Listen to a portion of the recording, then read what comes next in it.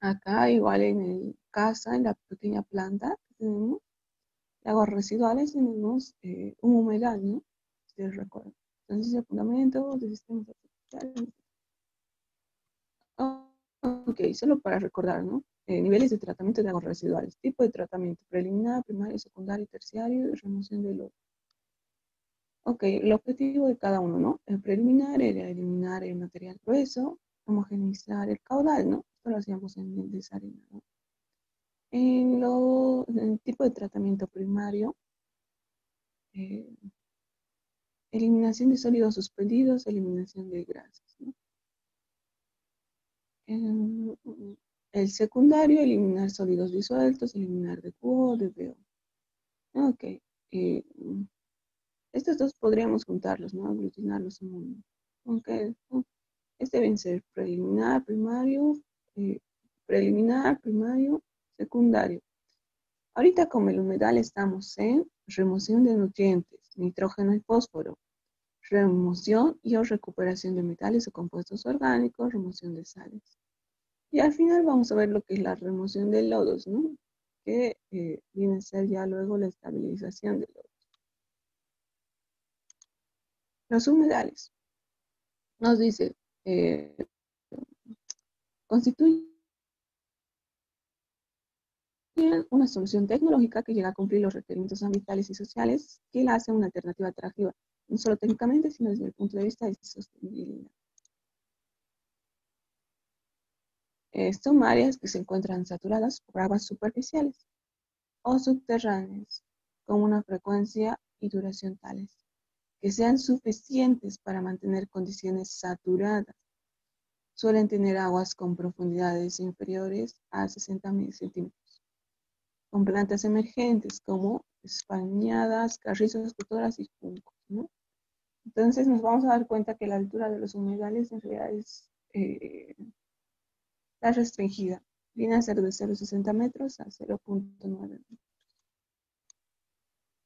Plantas usadas en humedales, ¿no? Los jacintos, plantas sumergidas, lentejas de agua, la tutora y los juncos de agua. El proceso nos dice: la vegetación proporciona superficies para la formación de películas bacterianas, facilita la filtración y la absorción de los constituyentes del agua residual, permite la transferencia de oxígeno a la columna de agua y controla el crecimiento de algas al limitar la penetración de luz solar. Los humedales como depuración. Los humedales artificiales son sistemas de depuración residuales. El sistema consiste en el desarrollo de un cultivo de macrófitas enraizadas sobre un lecho de grava impermeabilizado. Vamos a ver qué tipos de lecho porosos filtrantes, vamos a decir, es así. La de las ponemos esta capa de ya sea agua, etcétera, y luego tenemos las macrófitas, ¿no?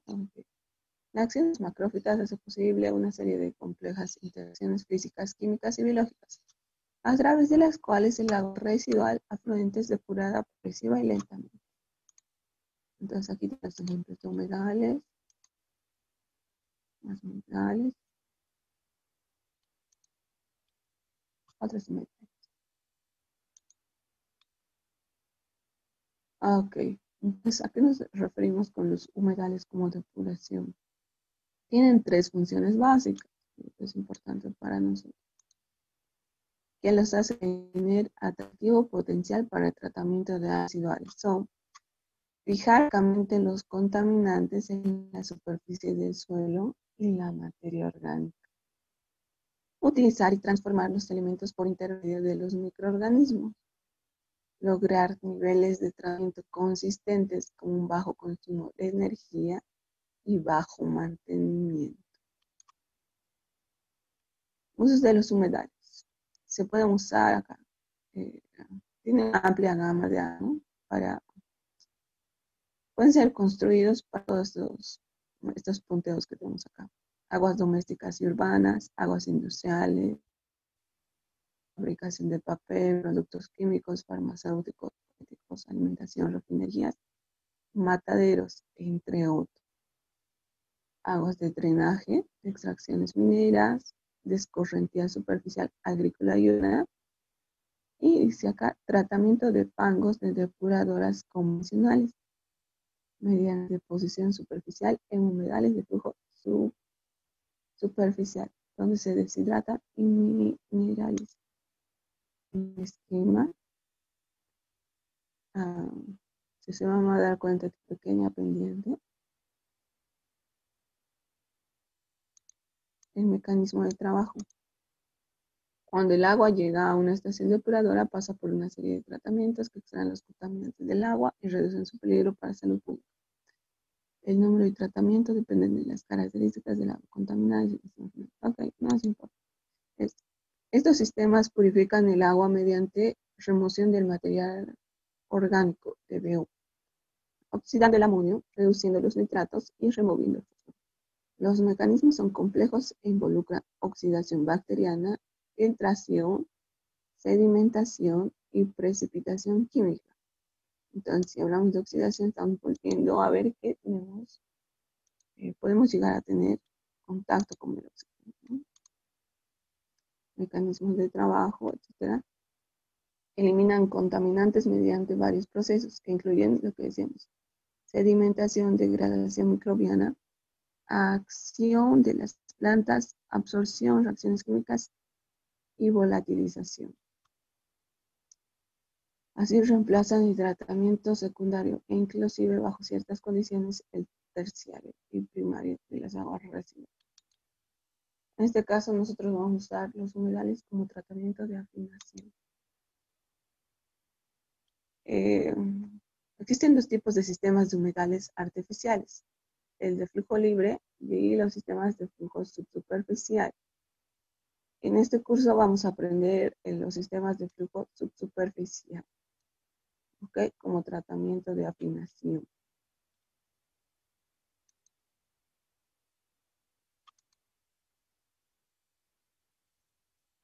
Ok, acá nos dice, considerando la forma de vida de las macrófitas, podemos tener sistemas de tratamiento basados en macrófitas de hojas flotantes, en macrófitas sumergidas y en macrófitas enraizadas o emergentes. Y nos dice su principal característica, ¿no? Y en qué tipo de suelo. Plantas acuáticas. Aquí tenemos como constituyente a las de formas macroscópicas de vegetación acuática. Las macroalgas, las pteridofitas, musgos helechos adaptadas a la vida acuática y las angiospermas. Y nos dicen, presentan adaptaciones a este tipo de vida, tales como cutícula fina, estomas o funcionales, estructura poco lignificada. Ok, y acá vamos a tener estos gráficos, ¿no? La macrófita flotante jacinto de agua, macrófita sumergida en lecho de agua, macrófita enraizada emergente, juncos, espadañas. Y acá va como su subdivisión. Humedales de flujo superficial. Vamos a ver las diferencias. Entrada del humedal y la salida se recoge por abajo. Otro gráfico que nos puede interesar es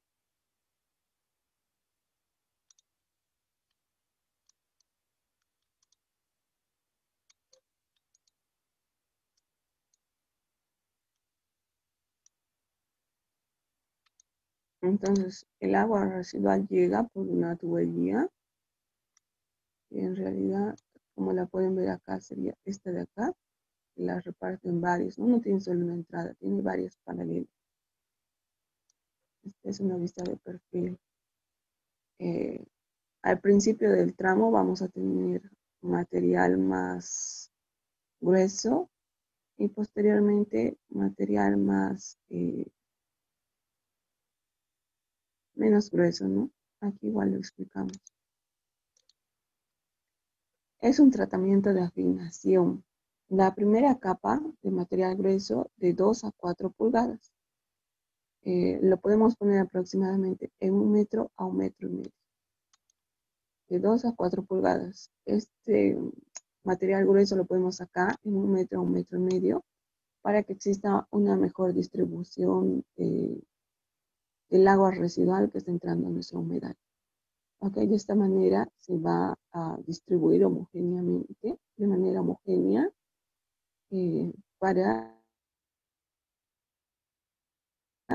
transcurrir por este humedal y salir posteriormente por una tubería perforada con este tipo de cuello de ganso, ¿no?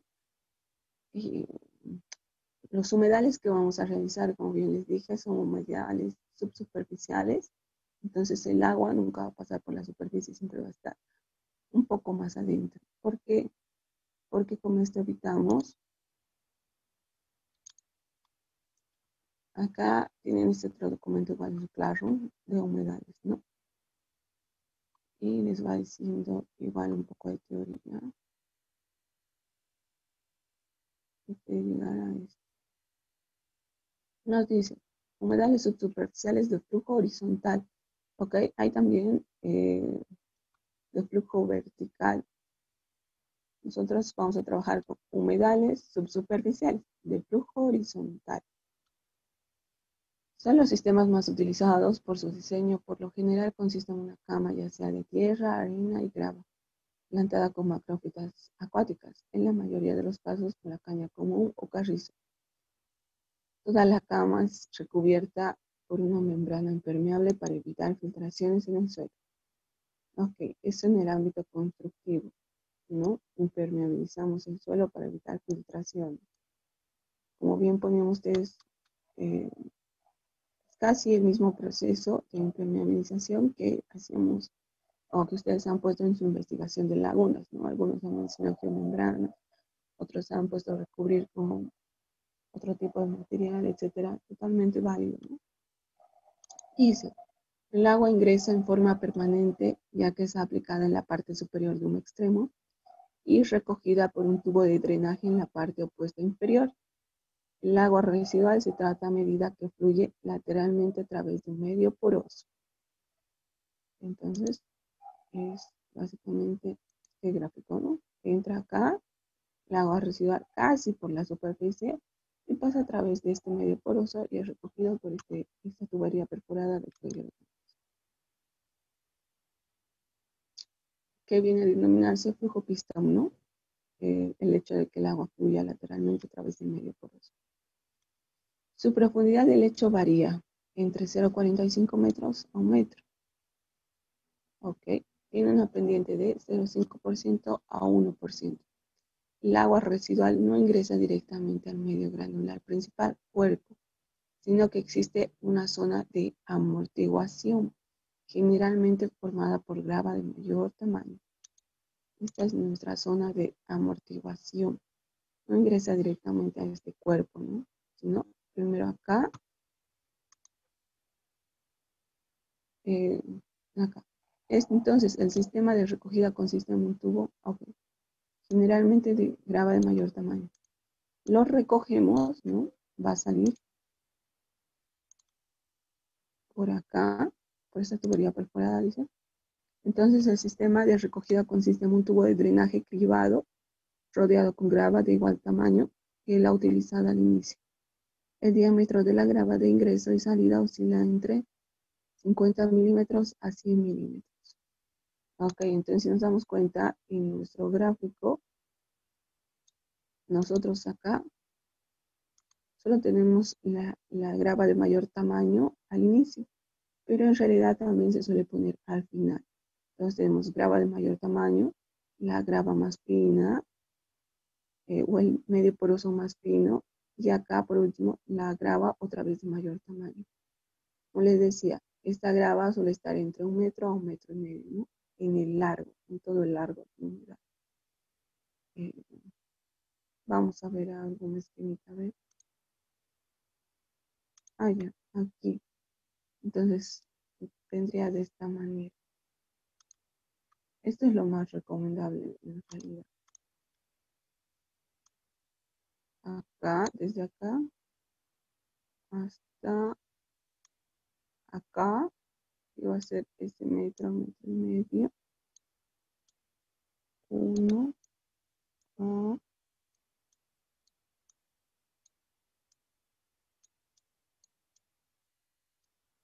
metro. Mejor lo pongo con decimales.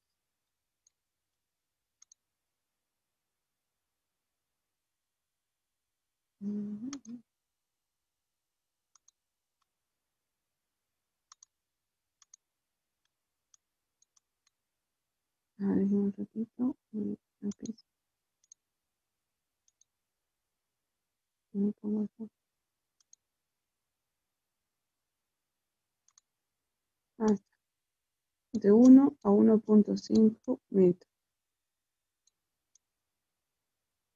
tanto al inicio como al final, tanto para distribuir nuestra agua residual de entrada, el caudal de entrada, como para recogerlo.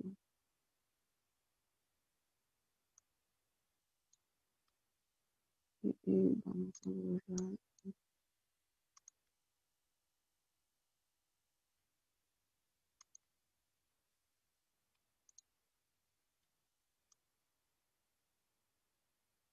Ok, vamos a disculpar. Esto igual suele ser entre 1 a 1.5.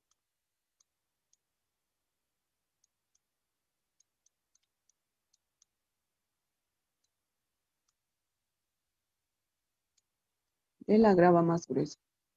Ok, una vez claro eso, lo borro y continuamos.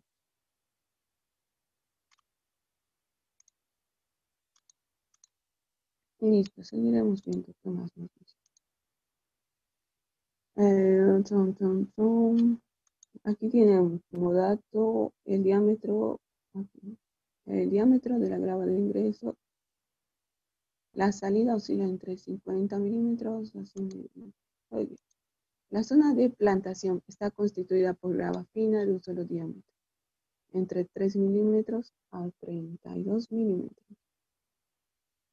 Es fundamental que el agua residual que ingresa al sistema mantenga un nivel inferior a la superficie, lo cual logra... Ok, de acá ya no nos interesa nada más. Voy a ver algunas características más de humedal con flujo subsuperficial o horizontal. Acá pueden leer un poco de los microorganismos, ¿no? Una característica fundamental de los pantanos es que sus funciones son principalmente reguladas por los microorganismos y su metabolismo. Los microorganismos incluyen bacterias, levaduras, hongos. La biomasa microbiana consume gran parte del carbono orgánico y muchos nutrientes. Entonces es por eso que el humedal nos sirve para poder remover nutrientes. La actividad microbiana transforma un gran número de sustancias orgánicas e inorgánicas en sustancias inocuas o insolubles. Altera las condiciones del potencial redox del sustrato y así afecta la capacidad del proceso de pantano. Está involucrada en el reciclaje de nutrientes. Okay. Acá, algunas transformaciones microbianas son aerobias, es decir, requieren oxígeno libre, mientras que otras son anaerobias, tienen lugar en ausencia de oxígeno libre, ¿no? Muchas especies bacterianas son facultativas, es decir, son capaces de funcionar bajo condiciones aeróbicas y anaeróbicas, lo que les decía, en respuesta a los cambios de las condiciones medioambientales. Las poblaciones microbianas se ajustan a los cambios en el agua que les llega y se pueden extender rápidamente cuando se tiene suficiente energía. Cuando las condiciones medioambientales no son convenientes, muchos microorganismos se inactivan y pueden permanecer inactivos durante años. La comunidad microbiana de un pantano construido puede ser afectada por sustancias tóxicas, como pesticidas y metales pesados.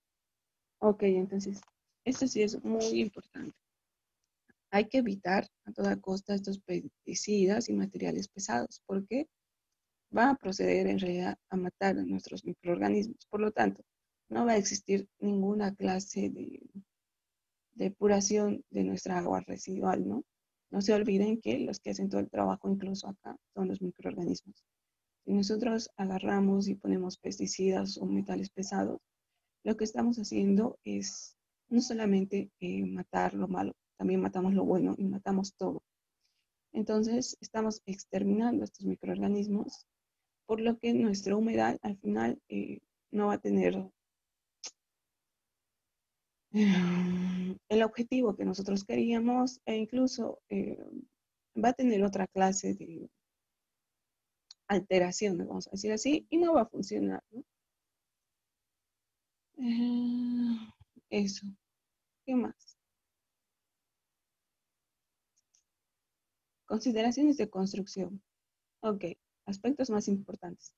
Impermeabilización de la capa subsuperficial de terreno. Establecimiento de la vegetación y las estructuras de entrada y salida.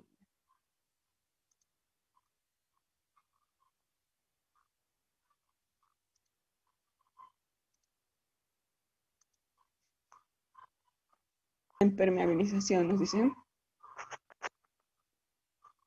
Los dos tipos de metales requieren generalmente que se coloque una barra impermeable.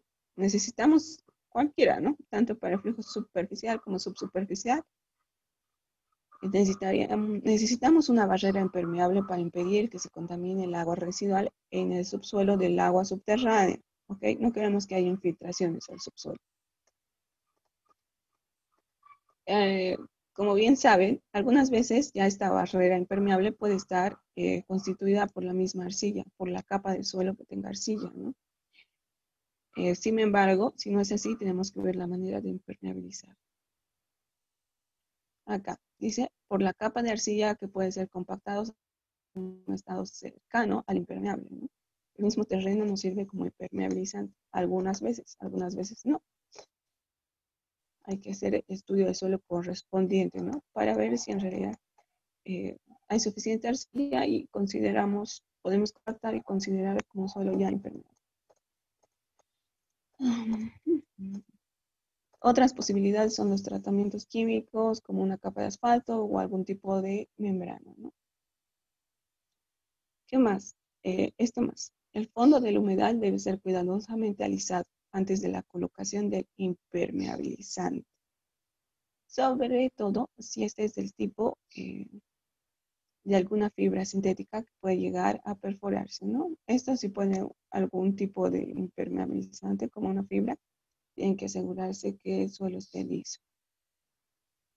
El terreno que corresponde a la cubierta vegetal debe retirarse en forma cuidadosa. Ok, sí, donde vamos a construir nuestro humedal.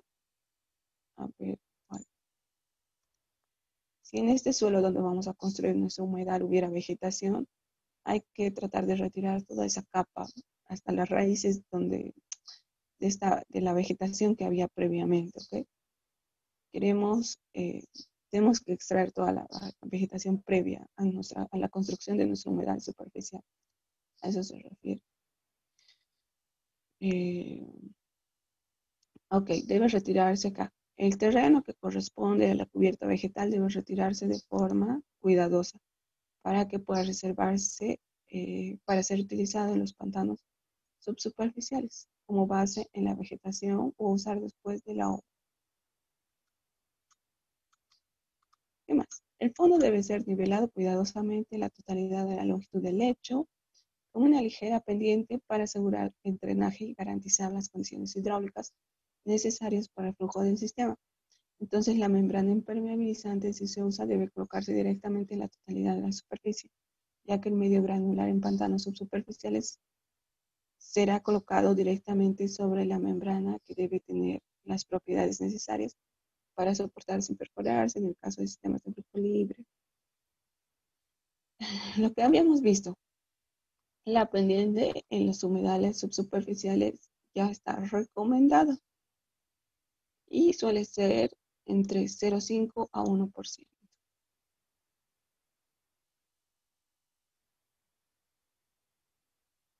Ok, en la vegetación, en la construcción de los humedales es de vital importancia establecer la vegetación con la densidad apropiada, ¿no? Si están disponibles, deben ser preferidas las plantas locales que estén adaptadas a las condiciones del sitio, ¿no? Entonces hay que ver cuáles son las condiciones climáticas, físicas, etcétera, y qué planta se puede adaptar mejor, ¿no? Cada una tiene características diferentes, ya sea para un clima tropical o un clima frío. Acá. Aunque la siembra se puede hacer a partir de semillas, este método requiere bastante tiempo y control estricto de agua. Adicionalmente, presenta el problema del posible consumo de semilla por parte de los pájaros, por lo que lo más aconsejable es plantar trasplante de rizomas al lecho previamente separado. Esto es referente a la vegetación que vamos a tener, ¿no? Sí, traemos ya las plantas un poco más crecidas, ¿no? Con raíces, ¿ok? Pequeñas, pero o las plantamos desde semilla, ¿no? Pero hay que tener un poco más de cuidado. Las estructuras de entrada y salida. Ok, acá nos indica listas de estructura de salida con control del nivel. Nivel máximo de la lámina de agua, ¿no? Entonces tenemos la entrada y la salida. Ok, esto lo vamos a leer un poco más. Remoción del DBO. Los sistemas de pantanos. La remoción de la materia orgánica sedimentable es muy rápida, ¿no? Está cerca del 50% de la DBO aplicada es removida en los primeros metros de la humedad, ¿no? Entonces esto, en un humedal cerca del 50% de la DBO aplicada ya es removida en los primeros metros de la humedad, ¿no? Esta materia orgánica sedimentable es descompuesta aeróbica y anaeróbicamente, dependiendo del oxígeno disponible. Entonces, como tenemos un flujo subsuperficial, en realidad tenemos tanto la presencia de oxígeno en las capas superiores y las capas inferiores es anaeróbica, ¿no? No hay presencia de oxígeno. Básicamente es eh, una tecnología mixta, ¿no? Podemos ver que es de esta manera como trabaja un humedal, tanto aeróbica como anaeróbica. Acá, el resto de la DBO, que se encuentra en forma coloidal y continua, eh, termina siendo removida del agua residual al entrar en contacto con los microorganismos que crecen en el sistema. Básicamente esto es lo que va pasando, ¿no? ¿Dónde estás? Las biopelículas se van formando alrededor de las piedrecillas que tengamos en nuestro humedal. Por lo tanto, vamos teniendo una capa eh, tanto de esta materia orgánica, ¿no? Que se va pegando, vamos a decir, que se va formando alrededor de estas piedrecillas, ¿no? Como biopelículas. De esta manera estamos nosotros dándole un tratamiento terciario de afinación, ya sea de nutrientes, sólidos, etcétera, en el humedal. Y por acá, por eso acá nos habla de remoción de ABO, sólidos suspendidos, nitrógeno, fósforo, y vamos a ver qué más.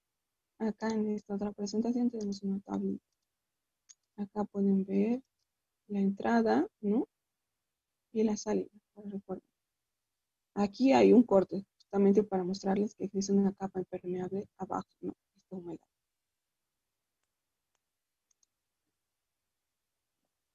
Como pueden ver, puede o no tener, bueno, tiene, este es nuestro sistema, ¿no? Este es el tubo perforado que recoge lo que es todo el agua residual de nuestra humedad.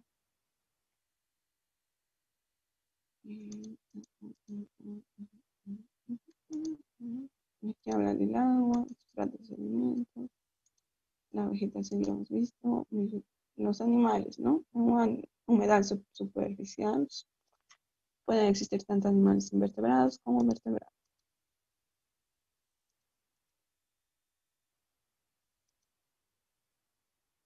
Acá podemos ver la impermeabilización para la etapa de construcción y ya están puestas, ¿no? Nuestras tuberías. Luego, acá cómo se va llenando el humedal, colocación del material granular en humedal y aquí como ya lo van dispersando. Y queda así antes de nosotros poner nuestra respectiva vegetación. Ok, me estoy dando cuenta que el Zoom tenemos un minuto más en Zoom. Si se corta, vuelve a entrar, por favor.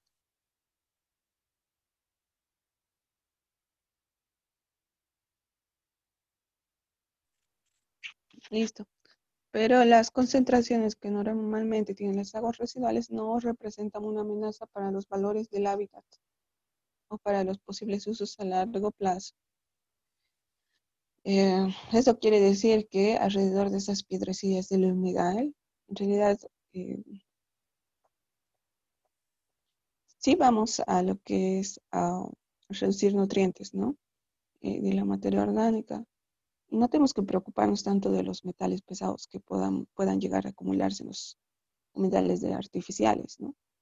No representa una amenaza, dice, ¿no? En los valores del hábitat o para posibles usos a largo plazo. Pero si sabemos que ya nuestra humedal va a retener estos metales, no tenemos que adicionarle químicos, ¿no? Otra clase de químicos, es decir, como les decía, no hay que proceder a, ¿cuál era la palabra?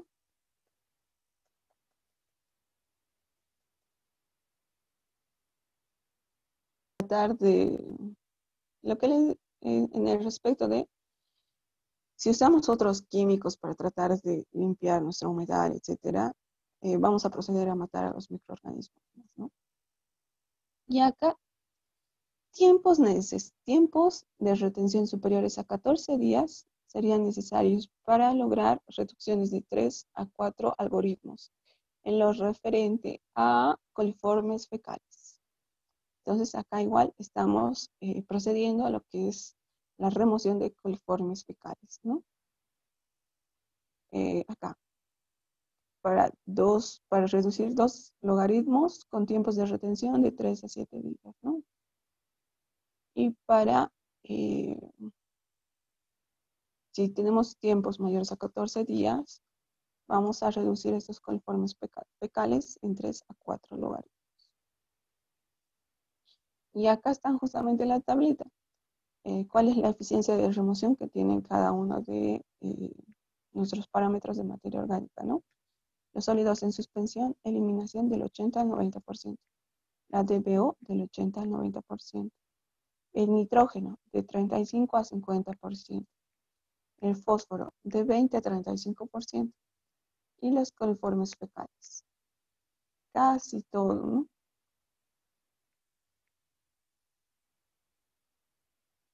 Ok, estos suelen ser más teóricos, pero en la práctica tenemos esta recomendación, que llegan a reducir de un 80 a 90% todos estos, ¿no?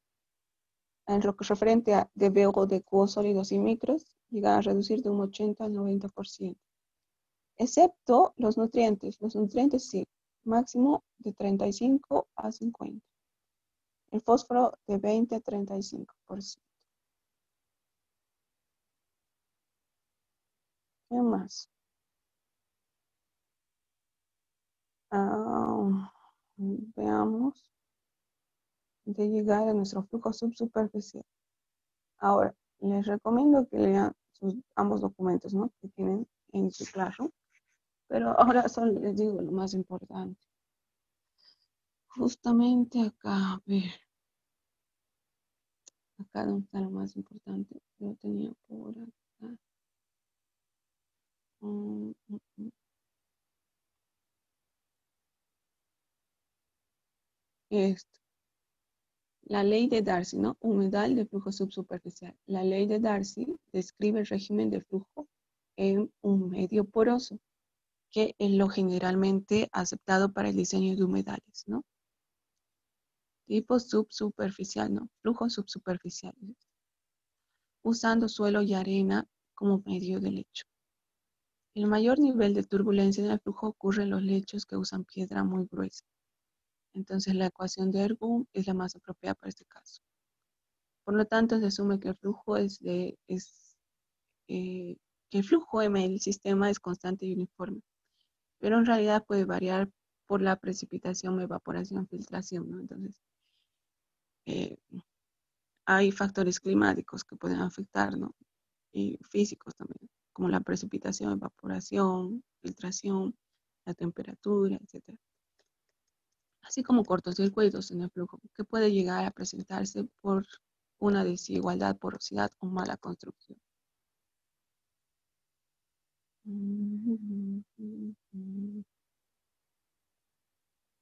Déjame ver aquí qué más es importante.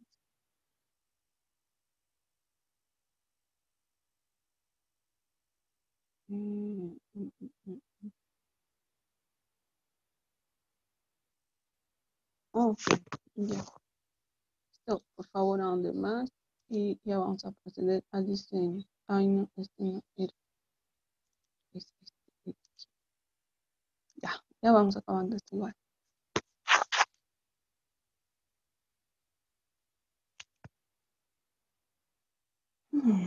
Estas consideraciones, modelo general del diseño.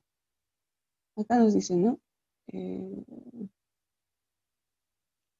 para el diseño de humedales se debe considerar los siguientes criterios. Se considera que el flujo a través del medio poroso es flujo pistón y no forma uniforme. La ley de Darcy describe el flujo a través del medio poroso. Humedales subsuperficial de flujo horizontal. Para el diseño tenemos que los pasos a seguir son cálculo del área necesaria, profundidad del humedal, pendiente, sustrato, remoción, largo. Aquí, ¿qué más? Esto lo vamos a ver ahora. Pretendemos remover DBO sólidos suspendidos, nitrógeno, fósforo, ¿no?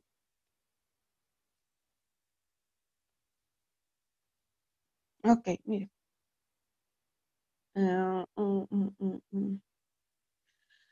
Ya, nosotros estamos trabajando con humedales de flujo subsuperficial para que la temperatura no tenga demasiada incidencia. Ya que es flujo subsuperficial, tenemos todavía una cobertura de lecho poroso, ¿no? Que nos ayuda a que no tenga gran incidencia en la temperatura. Sí va a tener, pero no tanto como un flujo superficial, ¿ok? Por eso consideramos el flujo subsuperficial. Luego, nos colabora en que minimizamos el riesgo de una propagación de enfermedades, ¿ok? Porque si fuera flujo superficial, las moscas y otros insectos podrían posarse en estas piedrecillas que contienen materia orgánica y llevarlas, ¿no? A otros lugares, como a los vecinos de esta planta de tratamiento de aguas residuales. Pero al tener flujo subsuperficial, eliminamos ese peligro, ¿no? El peligro de que los insectos, etcétera, lleven o contaminen eh, los lugares alrededor de la planta. Eh, ya, sí. Ya que saben que en realidad las piedrecillas mantienen eh, lo que es el clima dentro, ¿no? Tienen como esta función. En realidad siempre estamos garantizando que el calor se mantenga dentro de nuestra humedad de flujo subsuperficial. ¿Qué más?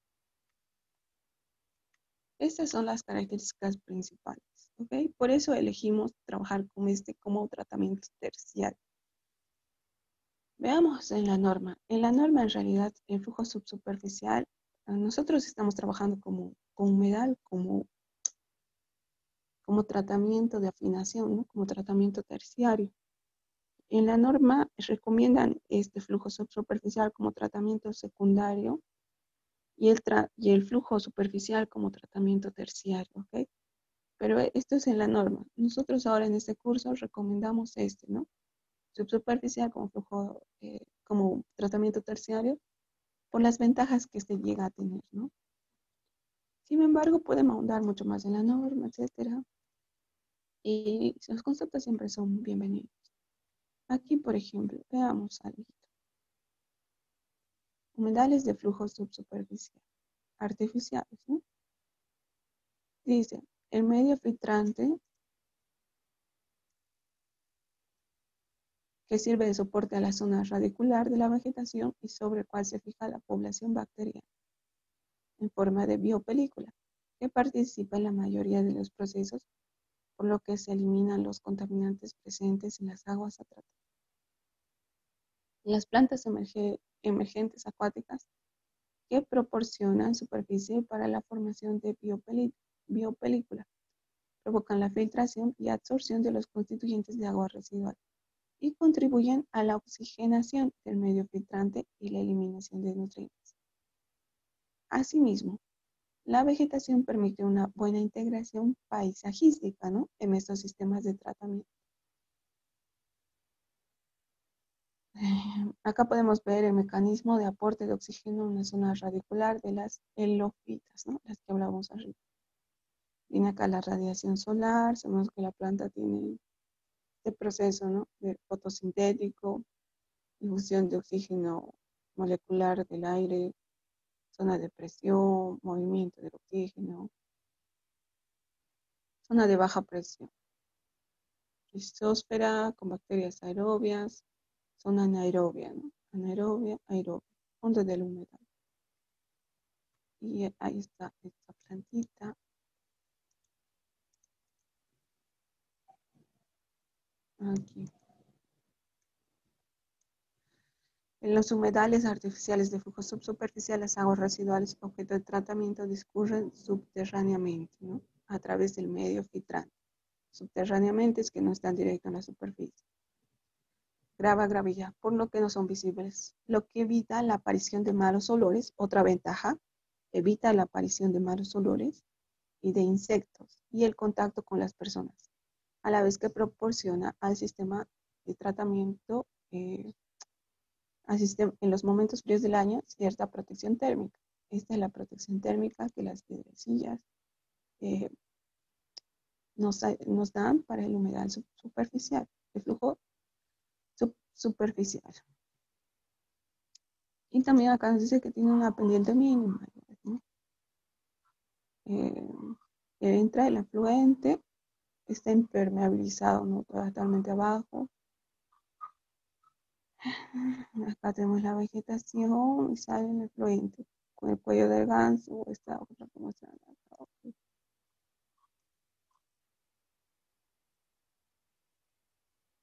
Esta es la sección longitudinal.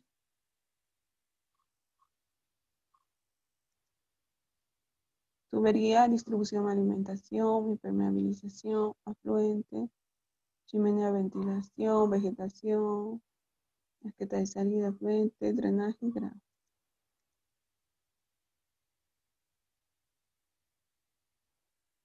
Y acá igual tenemos la tabla de lo que son los rendimientos, ¿no? Sólidos en suspensión, de BO, de QO. Si se dan cuenta, igual acá máximo hasta 90% llegan, ¿no? 85, entonces. Y esta es una tabla más práctica que la otra de la presentación, ¿sí? Nitrógeno, fósforo. Ok. Y ya, ahora sí procederíamos a empezar con el diseño. ¿Alguna pregunta de la teoría?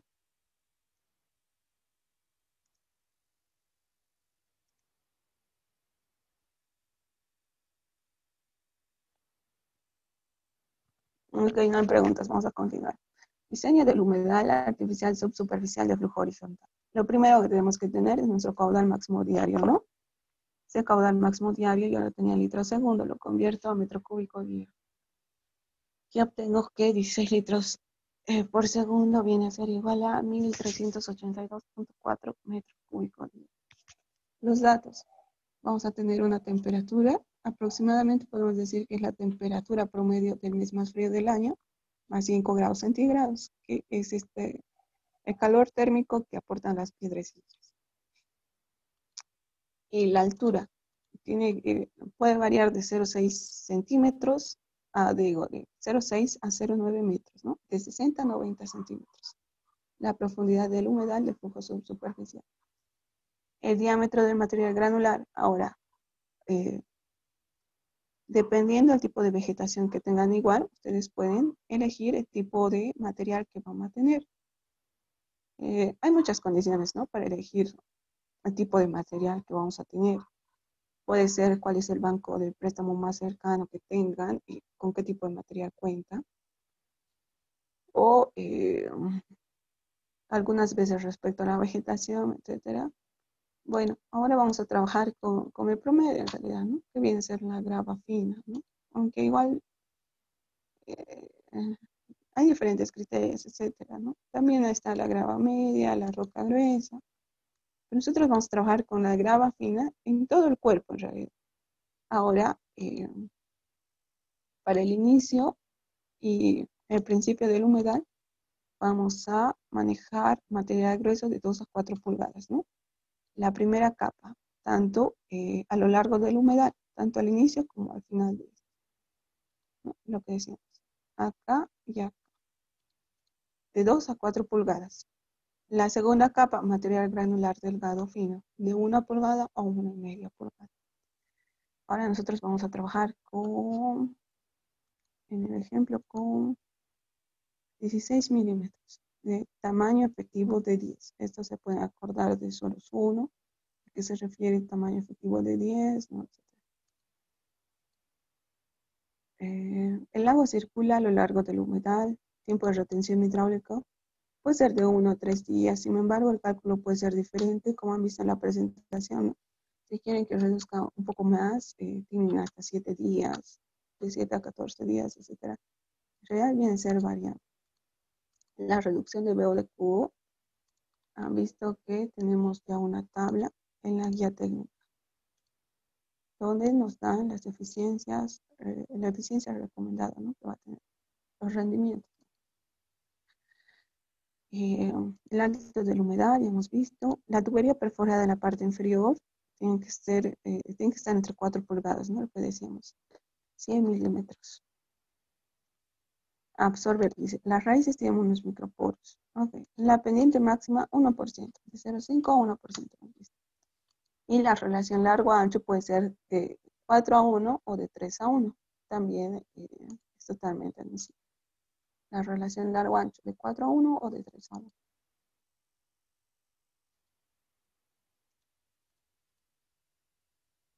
Listo, entonces, como estamos determinando que vamos a trabajar con grava fina, que tiene tamaño efectivo de 10 a 16 milímetros, lo siguiente en la tabla nos dice la porosidad. Tiene que estar entre 35 y 38%. Trabajamos con 37 aquí para los cálculos, ¿no? Como el promedio. Y la conductividad hidráulica. Para ese tipo de grava fina va a estar entre 1000 a 10.000 metros cúbicos sobre metro cuadrado día. Voy a trabajar aquí como el promedio casi, ¿no? 5000 metros cúbicos metro cuadrado día. Esta viene a llegar a ser la pendiente del fondo del lecho.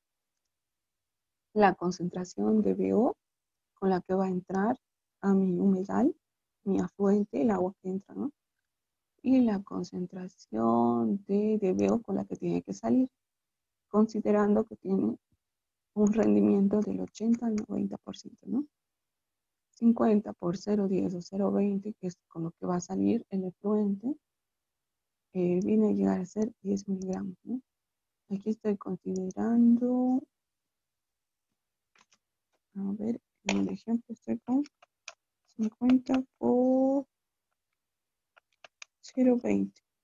Aquí estoy considerando que tiene un rendimiento de 80%.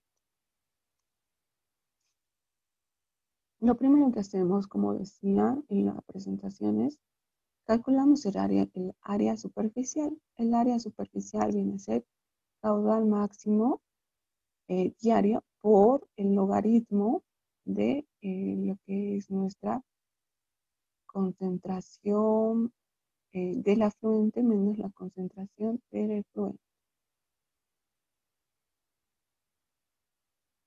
A ver, una cosa aquí. Así.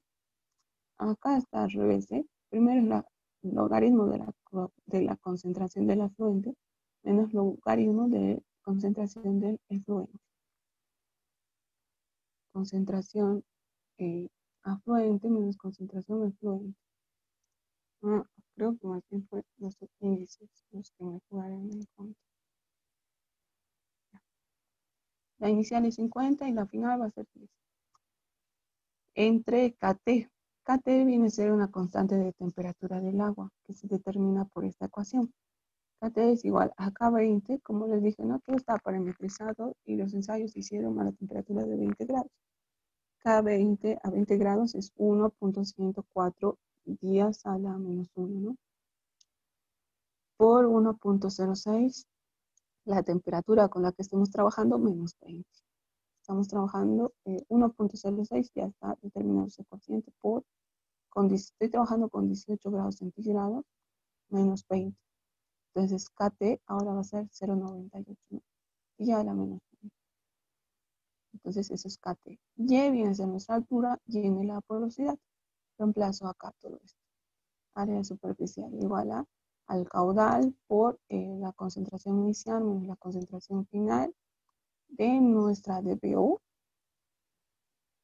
entre esa corrección de temperatura KT para 18 grados por la altura, que igual nosotros definimos la altura de 0,6 a 0,9 metros, por la porosidad, 0,37.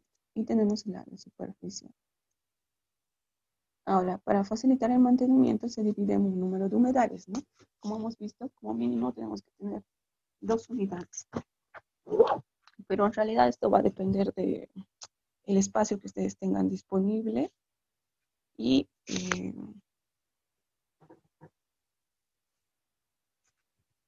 cuántos humedales vamos a llegar a tener en realidad en su esquema, ¿no? Para ver cómo se va a subdividir el flujo, etcétera, su cantidad de humedales necesarios. También para no sobrepasar o no hacer muy grandes sus humedales, porque si ustedes, a ver, este de acá, si ustedes sacan dimensiones muy grandes, van a existir sí o sí cortocircuitos en estos humedales. Eso es lo que queremos evitar, ¿no? Entonces, hay que tratar de estar máximo hasta unos, como está acá en el ejemplo, hasta unos 76, 70 metros, 80 metros máximo. En cuyo caso fuera más su longitud, habría que dividir en más cantidad de unidades de, de humedales. Bueno, aquí nuestro ejemplo. Cálculo del ancho mínimo de una celda del humedal. La relación es 1:4, ¿no? Largo ancho. O 4:1, largo ancho. Relación largo ancho. Para calcular la relación largo-ancho, se divide el área total calculada entre el número de humedales. Área calculada entre el número de humedales. Y vamos a tener que para cada unidad vamos a tener 1.363.54 metros cuadrados de área unitaria para cada humedal. Luego hago la relación 1:4 y encuentro que el largo va a llegar a ser, el ancho va a ser de 18.46. Ok, lo llevo a 19 o podríamos llevar a 18.5. Yo lo llevo a 19 y el largo de 76 metros. Acá nos dice, mientras mayor sea la relación largo-ancho, se tiene mejor depuración de las aguas, pero se tiene problema de cortocircuitos, flujos preferenciales, presencia de aguas sobre el lecho de grava y otros. Entonces podríamos considerar aquí, si se dan cuenta, una relación 1:3, entonces evitaríamos estos cortocircuitos, ¿no? Bueno, pero en el ejemplo ya está como 1:4 y vamos a continuar. Estas son, van a ser nuestras dimensiones de nuestra humedad. La altura ya estaba definida, ¿no? La altura era de 0,9 metros. Ahora, para calcular el tiempo de retención hidráulica, es igual a la longitud por el ancho, por la altura, por la porosidad, entre el caudal máximo y cada unidad. Eso es lo que hacemos. Tenemos la longitud, tenemos el ancho, tenemos el alto, tenemos, esto viene a ser la porosidad y el caudal máximo para cada unidad, ¿no? Entonces, sabíamos que nuestro caudal era máximo diario, ¿no? 1382.4. Como vamos a tener 5 unidades dividido entre 5, y el caudal máximo diario para cada unidad de humedal va a ser 276.48 metros cúbicos día. Entonces divido entre 276.48 metros cúbicos día y llego a tener un tiempo de 2 días, ¿no? De esta manera es que diseñamos humedales. Nosotros, como estamos viendo solo la geometría, solo lo vamos a hacer hasta acá, el diseño. Sin embargo, les muestro que en este documento que ustedes tienen hay otras consideraciones más.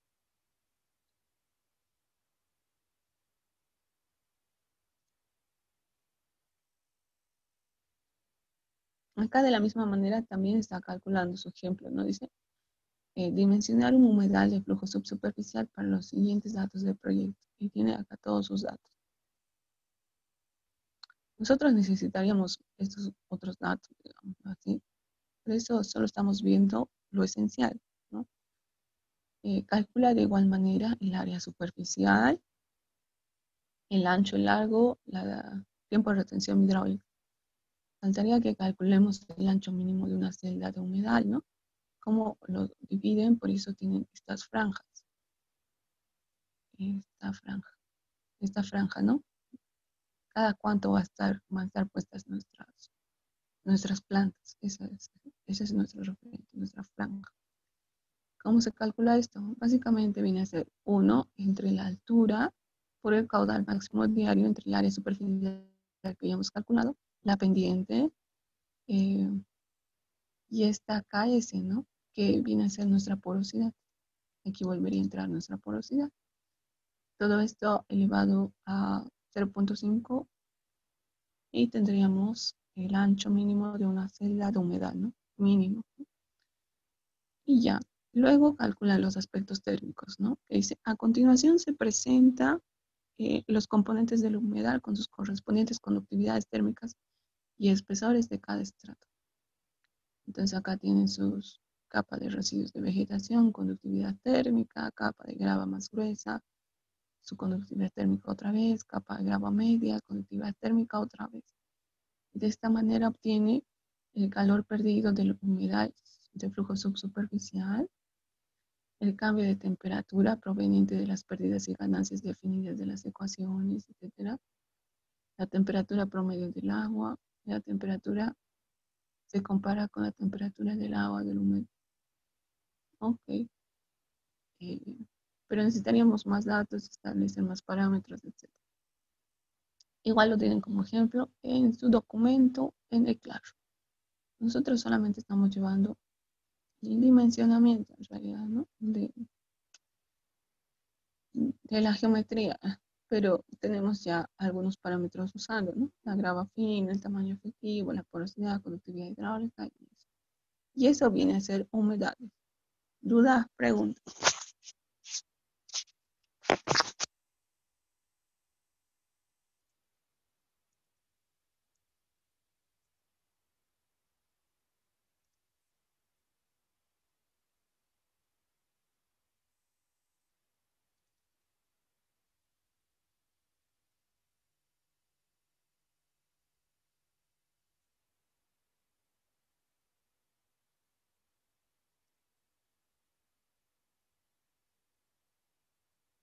El documento ya ustedes en su Classroom también de todo lo que hemos resuelto hasta ahora. Ok. Ahora vamos a ver si podemos concluir con disposición de lodos. Ya. Disposición de lodos, ¿no? Sabemos que el agua cruda entra con DBO, DQO, sólidos micros, nutrientes. Básicamente un agua de este color, ¿no? Oscura, etcétera, agua cruda, negra, etcétera. Oscura, etcétera. Nos tenemos el agua cruda que tiene esta cantidad de materia orgánica. En el tratamiento, ya para el tratamiento primario, que viene a ser regas, desarenadores, desgrasadores, el agua se clarifica un poquito más, ¿ya? Nos queda el agua residual con las partículas que necesitan. Bueno, en desarenadores lo que nosotros retenemos son arenas, ¿no? Entonces nos queda un poco más claro el agua. En tratamientos secundarios, como tratamientos aerobios que vimos que son las lagunas facultativas, lodos activados y filtros goteadores, o los tratamientos anaerobios, cámaras sépticas, tanques 5 con reactores WASB, y el agua se clarifica un poco más, ¿no? Ya pasa de este azul oscuro con negruzco a este verdoso. Ok. Y ahora para el tratamiento de afinación, que viene a ser en nuestro caso nuestros humedales, el agua está mucho más clarificada. Luego, en cuyo caso nosotros decidiéramos que todavía no se ha cumplido o no estamos dentro de la ley, con lo eh, que nos pide la ley, ¿no? 1333, tendríamos que proceder a un tratamiento terciario de desinfección.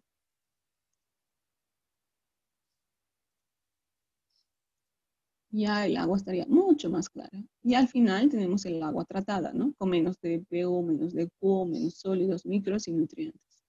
Y es un agua mucho más clara. Entonces, es de esta manera que nosotros realizamos lo que es el tratamiento de aguas residuales. Este es el esquema general. Esta viene a ser la línea general, ¿no? Agua cruda, tratamiento primario, secundario, de afinación, y el terciario lo hemos denominado en este caso el de desinfección con químicos, cloro, etc. Y luego tenemos el agua tratada. Ok, y ahora, ¿dónde vienen nuestros lodos, no? En el tratamiento secundario, que básicamente es donde eliminamos gran cantidad de BO, de Q, etcétera, y donde los microorganismos realizan la mayor parte de su trabajo, ¿no? En este caso, es que en este se produce la mayor cantidad de lodos en los tratamientos secundarios. Por eso es que igual, si se van a dar cuenta, y hay un montón, ¿no?, de tecnologías de tratamientos secundarios, en la misma norma viene a ser el módulo 2. Todo el módulo 2 está lleno de tratamientos secundarios. ¿Dónde está? ¿Desde dónde empieza el módulo 2? Desde acá. Empieza con RAL, lo que vimos ayer. Este es PAFA, ¿no? Filtros anaerobios de flujo ascendente. Luego vienen los RAFA, las lagunas, los humedales de flujo subsuperficial, les digo que lo ponen como tratamiento secundario, filtros percoladores, los lombrifiltros que hemos visto, y ya. Es el que tiene la mayor cantidad, a mí me parece que es el más extenso, porque es como el centro, ¿no? La tecnología central, antes de pasar a un tratamiento de afinación. Entonces, y por eso en el módulo 2 nos dan las tablas de cuánto lodo produce cada tratamiento, ¿no? Referente al FAFA, al RAFA, a las lagunas, etcétera, nos dan las tablas, ¿no? De lodo producido, habitante año, etcétera. O habitante día, creo que da en la tabla, hay que multiplicar por 365 y tienen años, ¿no? Entonces, es acá donde se produce la mayor cantidad de lodos. De esta manera, en lagunas de estabilización, está en la laguna anaerobia, luego viene la facultativa y la aerobia, ¿no? Esa es la línea. Entonces entra el agua cruda y la laguna anaerobia es donde se queda la mayor cantidad de lodos. En la facultativa tenemos de la misma manera lodos, pero no tanto como la anaerobia. En la aerobia ya no tenemos mucho. Y luego sale el agua tratada, ¿no? Agua tratada con menos de BO, de Q, sólidos micros, nutrientes estables. Y de la misma manera en los activados. Tenemos el tanque de aireación y el tanque de sedimentación. Y los lodos se van a acumular acá, en el tanque de sedimentación. Los reactores WASB de la misma manera. El tanque INHOF de la misma manera. La cámara séptica. En la cámara de recepción hay mayor cantidad de lodos, lo que igual preguntaba su compañero, si en la fórmula ya estaba incluido estos lodos, ¿no? Porque van reduciendo nuestra altura útil, ¿no? Con la que hemos diseñado y hemos trabajado, ¿no? Para el tanque séptico, la cámara séptica. Entonces, en la cámara de recepción hay mayor cantidad de lodos, en la de digestión menos, en la otra de digestión menos. Y bueno, acá lo que hacía el ingeniero es hablarles del digestor anaerobio, ¿no? Donde son grandes compartimientos donde ponemos todo el lodo de todos estos tratamientos secundarios hasta estabilizarlo, ¿no? Entonces aquí construiríamos otro compartimiento que es un digestor anaerobio, donde ponemos todo este lodo acumulado hasta estabilizarlo. Una vez que nosotros estabilizamos este lodo, es el mejor abono, ¿ok? No hay mejor abono que este. ¿Por qué? Porque ya se ha regulado la cantidad de nutrientes. Fósforo, azufre, potasio, carbono. Entonces, eh, ya podríamos decir que está listo para ser usado para la agricultura, ¿no? El hecho es que todavía hay mucha susceptibilidad de parte de los agricultores, de la misma gente, y piensan que al ser lodo, ¿no? De desechos fecales, puede seguir siendo contaminante, ¿no? Pero no, en realidad ya se estabiliza, ya eh, tiene la cantidad de nutrientes adecuados, es un abono ya preparado. Si ustedes van a un lugar a, donde los agricultores, ¿no? Y les preguntan, ¿y qué clase de abono usas? ¿Qué clase de nutrientes le das a tu planta? Etcétera. Ellos preparan esto, digamos, que nosotros ya tenemos estabilizado del tratamiento después de proceder a lechos de secado o este digestor anaerobio. Básicamente, ellos van sacando minerales, necesitan igual los minerales, ¿no? Sus cultivos, etcétera. En lo que hacen, ¿no? Así, a grandes rasgos, como pausita, aquí un segundito, les digo que se van fijando las piedras, ¿no? Sabemos que tenemos piedras ígneas, sedimentarias, metamórficas. Ellos lo que hacen es fijarse, ¿no? Los agricultores, por el color de la piedra, ¿no? Mientras más roja sea la piedra, más colorida sea la piedra, entonces a ellos les indica que tiene mayor cantidad de nutrientes. Agarran, acumulan estas piedras y luego las machacan, ¿no? Ya sea en una machacadora, no me acuerdo cuál era el otro nombre que les daban, hasta obtener polvillo. Y tienen este polvillo. Ok, entonces guardan su polvillo de piedras. Ok, listo.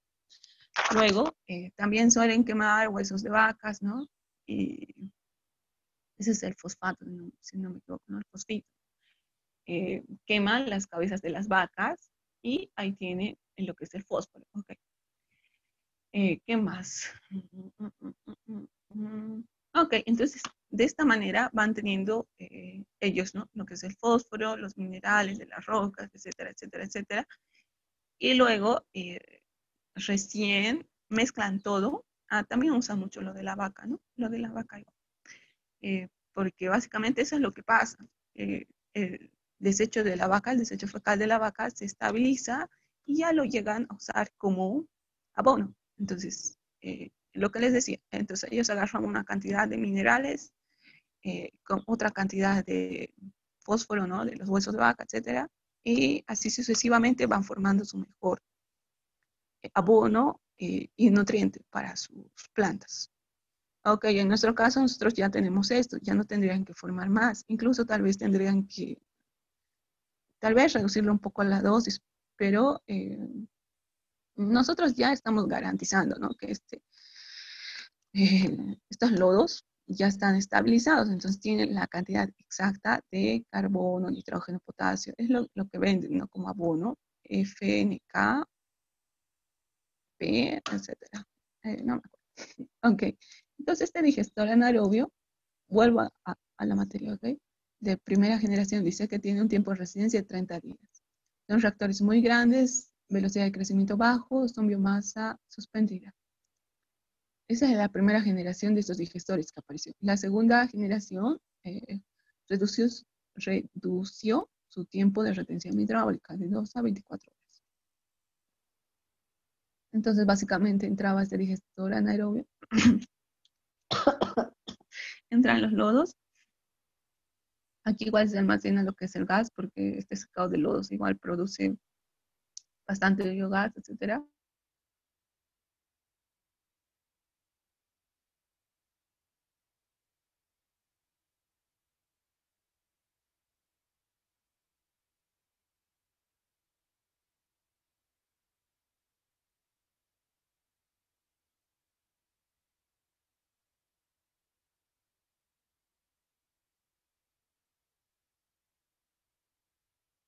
Ya, ok, hemos llegado a la mayoría de nosotros. Eh, ok, la mayor cantidad de gas que se produce es de metano y dióxido de carbono. La extracción de lodos de un biodigestor, ¿no? Nos dice, para extraer, acá les da lo que es, cómo extraemos, ¿no? Ok. Abrir la llave de paso para la extracción del lodo. Inicialmente saldrá agua contenida en la parte superior del tubo de lodo. Posteriormente el lodo alojado en el fondo sale sin mal olor, ya procesado por las bacterias. Si sale con dificultad, es posible que exista alguna obstrucción, por lo que en estos casos es conveniente introducir un palo de escoba en el tubo de acceso para la limpieza y vaciado del biodigestor. De esta manera, básicamente, es que extraemos el lodo, ¿no? Lo que veíamos en tanques Inhope, me parece también. Eh, ¿Qué más? Pero bueno, aquí está hablando del biodigestor en sí. Este. Continuar la extracción hasta que empiece a salir el lodo maloliente sin digerir o cuando el agua salga color beige. Se recomienda hacerla en periodos de la época seca o en verano, con espacio entre 12 a 24 meses. Y aquí podemos ver cómo es el secado de lodos. Tan, tan, así va secando el lodo. Si va lloviendo, lo que se hace es que se deja la pileta abierta con un bypass que viene directo a que vuelva a ingresar a la planta. Y aquí se está procediendo a sacar este secado de lodos. Y básicamente lo que nosotros tenemos que hacer es dimensionar para que eh, entre este número entre esta geometría. Es la geometría recomendada para que nosotros tengamos una buena digestión de lodos. Un alto de 0,3 a 0,40 metros, un ancho de 2 a 3 metros y un largo de 3 a 5 metros. Y este es el drenaje tubo PVC que va saliendo, ¿no? Va escurriendo las aguas una vez que va secando el lodo. Algo más de lodos. Eso es lo que hacemos con el lodo de nuestro tratamiento secundario. Como pueden ver, aquí tienen algunas ya definiciones, etcétera. Los gases producidos, metano, dióxido de carbono, muy pequeñas cantidades de nitrógeno, hidrógeno, sulfuro de hidrógeno y algunos otros tipos de digestores. Pueden ver ese digestor que les he mostrado, que básicamente se encarga de estabilizar, ¿no? De secar y estabilizar los lodos. Este de acá, digestor anaerobio de alta carga. Estos sí los tienen en el exterior de ser ingeniero. Acá no se ha visto. Acá lo que mayormente se usan son los lechos de secado, que vienen a ser estos de acá. Que igual tienen uno en la casa, eh, si se acuerda. Acá. Mediante el secado de lodo se consigue reducir el peso de los lodos. El secado se crea mediante la evaporación del agua que existe en los lodos. El secado de los lodos es producido generalmente mediante procedimientos basados en contacto, radiación. Es producido mediante procedimientos basados en contacto, radiación y el calor suministrado por el contacto entre el producto que se descarga y las paredes calientes, ¿no? Estamos con el secado de lodos, tienen varias unidades. Eh, para elegir el método más adecuado hay que tener en cuenta las siguientes condiciones: adherencia segura, compatibilidad medioambiental, flexibilidad del método de secado en relación con las cantidades variables de lodo.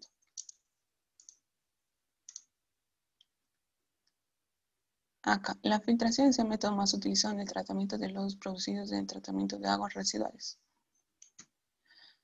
Y aquí pueden tener más fotos. Ya. Y ahora el diseño. Es bastante sencillo.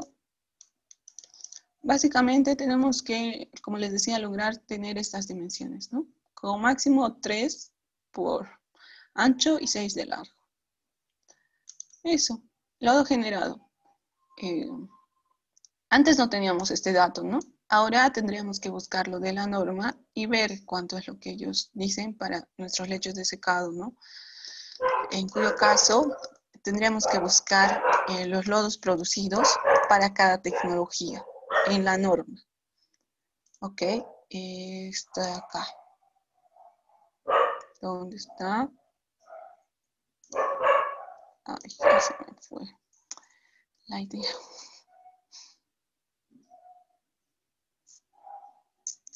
Ah, sí, este era. Ok.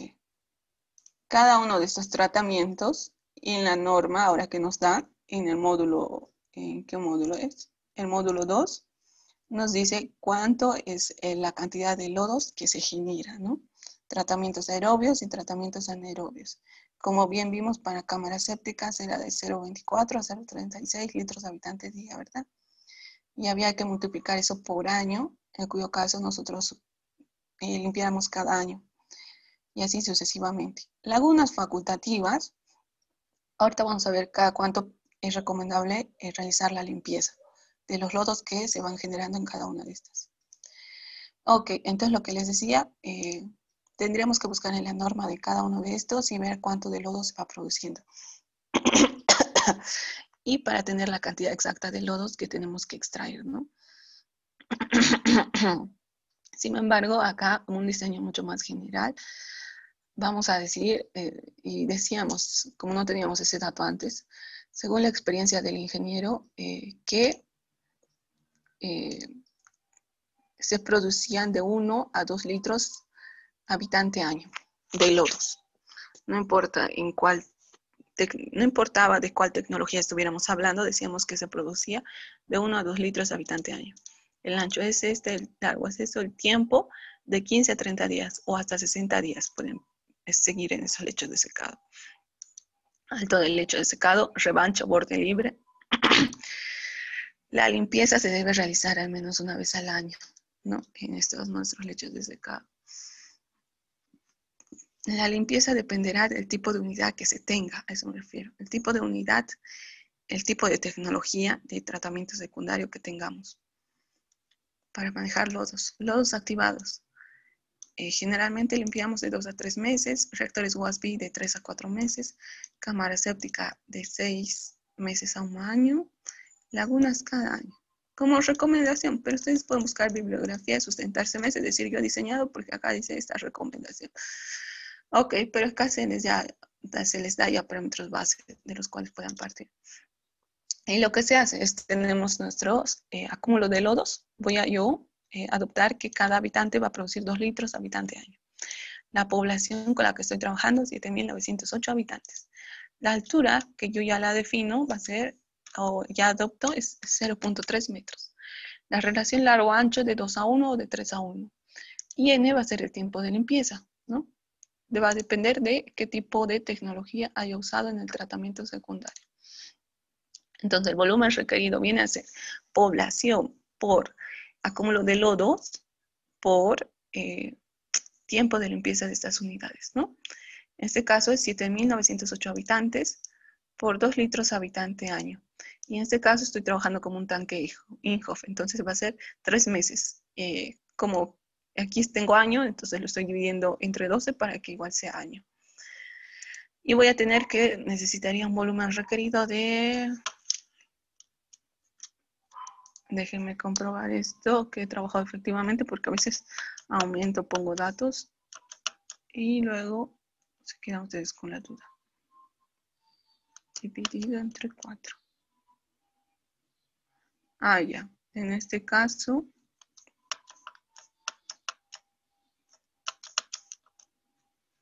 este 3/12 que les puse es que de esa manera tendrían que poner si tuvieran un tanque hijo.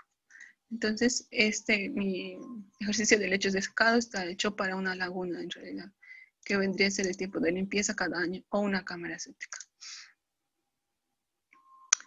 Tendría 15.816 litros al año. El volumen requerido vendría a ser 16 metros cúbicos al año que tendría que tener. Entonces lo que hago es divido, tengo este volumen. Ok. divido este volumen entre la altura y voy a tener un área superficial requerida. Ahora, una vez teniendo el área superficial requerida, defino el número de unidades, divido entre ese número de unidades y tendría un área superficial requerida para 4 unidades de cada unidad con 13.33 metros cuadrados unidad. De esa manera encuentro con esta relación 3:1 o 2:1, en este caso 3:1, el ancho y el largo, ¿no? El ancho me salió 2.11, lo he redondeado a 3, y el largo 3.26. Entonces se realizarán 4 unidades de lecho de secado de lodos con dimensiones de 3 de ancho y longitud 6 de largo. O esta de acá, que vendría a ser 53.33, ¿no? Que básicamente era mi área superficial. Pueden ustedes ya directamente su área superficial dividirlo entre y establecen su geometría. Establecido mi geometría, ancho 3, largo 5. 3 por 5, 15 metros cuadrados. Mi área superficial requerida era 53.33. Entre mis 15 metros cuadrados ya establecidos encuentro mi número de unidades. Anverso o reverso pueden ser de cualquiera. Y con esto hemos acabado. Preguntas, dudas, etcétera.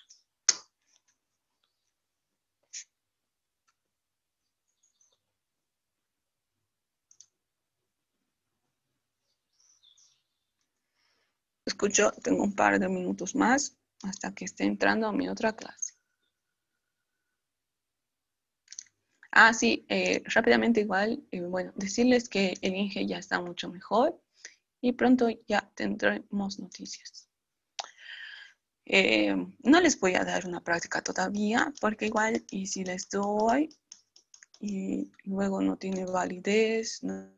Entonces esperemos todavía, pero conmigo ya habríamos avanzado, ya habríamos concluido todo lo referente a ejercicios, a la parte práctica que queríamos, ¿no? Porque ya luego viene lo que es ahondar un poco más de lo que vendría a ser el tratamiento este de acá, terciario de desinfección con químicos y reuso, ¿no? Reuso, etcétera, de lo que es el agua residual. Más partes teóricas que ya tampoco son concernientes a la ayuda, ¿no? Que voy realizando de ejercicios. Sí, para hacer los ejercicios tuve que explicarles un poco de teoría para que me entiendan de dónde sale cada cuestión, ¿no? No sé, dudas, preguntas, comentarios. Ahora sí, los escucho. Sí, todas estas diapositivas ya están cargadas, ¿verdad? En el Classroom. Ok, no he escuchado. Otra vez me repites, por favor. Estas diapositivas, ya están cargadas, ¿verdad? En el Classroom. Sí, efectivamente. Está bien, Auxi. Una consulta más. Nos dijo que nos iba a facilitar sobre la nueva normativa los videos y los Excel que se tenía en la plataforma, la cual no pude yo Ok. descargarlas y dijo que las iba a compartir sobre la nueva normativa. Sí, los videos son un poco pesados, pero el Excel ahora mismo se los subiré. Se los voy a subir como Excel ahora mismo para ya no olvidar. Y voy a ver de los videos cómo hacer para subírselos, etcétera. Es Lo como puedes subir a súper Drive, Auxi, y solo enviarnos el link, aunque sea. eh, a ver otra vez, que no te escucho, está muy bajo mi volumen, creo. No sé si lo podría subir a Drive, digo, Auxi, los videos y podernos facilitar el link. Ok, sí, pero son 7 gigas de video. Ya, vamos a ver cómo se los hago, pero lo que sí se los voy a subir ya de una vez va a ser su Excel de el Excel.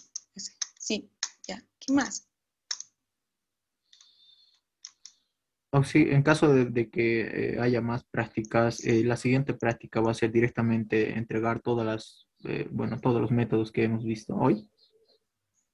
Sí, excepto entregarían todo lo del segundo parcial, ¿no? Que básicamente vendría a ser... Ay, ¿dónde estás? Cámaras, todas estas menos cámaras sépticas que ya me he entregado. Tanques 5, fractores WASP, humedales y lechos de secado. 4, ¿no? 4. Eso vendría a ser. Está bien, Oh, Auxi. Eh, Previamente, luego, la siguiente semana vamos a estar pasando con usted, igual, el martes. no, ya directamente nos vemos viernes, en cuyo caso hoy tal vez ya tengamos nuevas noticias. Está bien, Auxi. En cuyo caso entonces estaríamos pendiente al WhatsApp para cualquier información. Sí, sí, al WhatsApp, por favor. Y dependiendo las nuevas noticias igual, a ver si le subo la última práctica o hasta ahí igual quedamos. Igual nos veríamos directo el miércoles y ya estaríamos. Ya hemos acabado toda la parte de práctica. Espero que tengan buenos días. Disculpar. Sí. Bueno, entonces nos vemos. Hasta luego.